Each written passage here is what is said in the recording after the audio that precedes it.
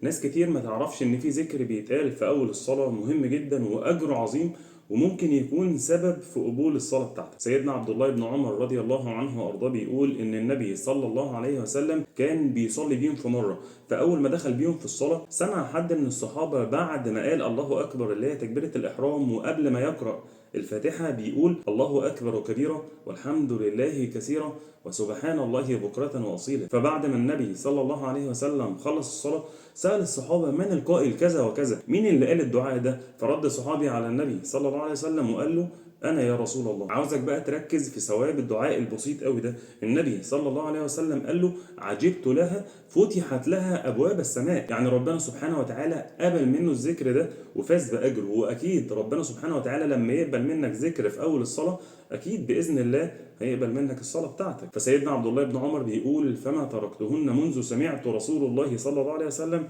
يقول ذلك. دي كلمات بسيطة داوم عليها قبل كل صلاة تتفتح ليك أبواب السماء بإذن الله، صلاتك تقبل ودعائك يستجاب.